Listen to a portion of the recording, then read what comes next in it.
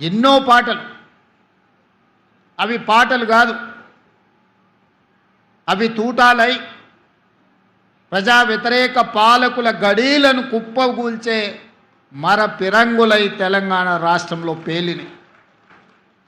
ఆ స్ఫూర్తే ఎన్ని కేసులు పెట్టినా, ఎన్నిసార్లు జైలుకు పంపించినా, లొంగ తీసుకోవాలని వాళ్ళు ప్రయత్నం చేసినప్పుడల్లా ఒక ధైర్యం, గుండె ధైర్యాన్ని నింపుకోవడానికి అందశ్రీ గారి గానాన్ని, వారి గళాన్ని వినేవాడిని.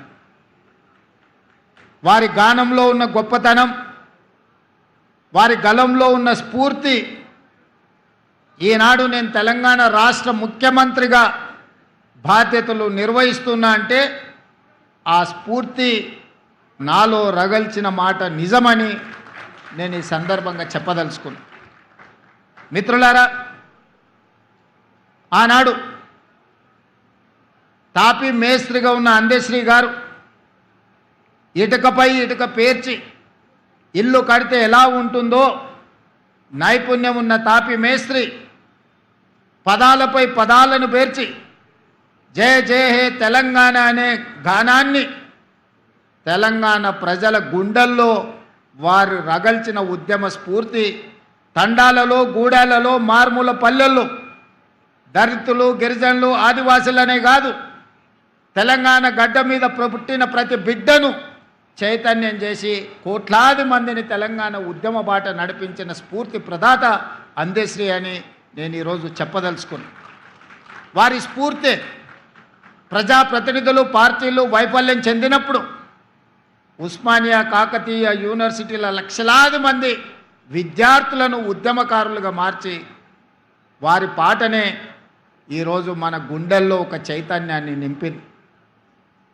అలాంటి అందశ్రీ వారు రచించిన జయ జయ హే తెలంగాణ రాష్ట్ర గీతంగా మారి ప్రతినిత్యం మన ఇళ్లల్లో, మన బడుల్లో, మన గుడుల్లో మోగుద్ది అని 4 కోట్ల తెలంగాణ ప్రజలు ఆనాడు భావించారు.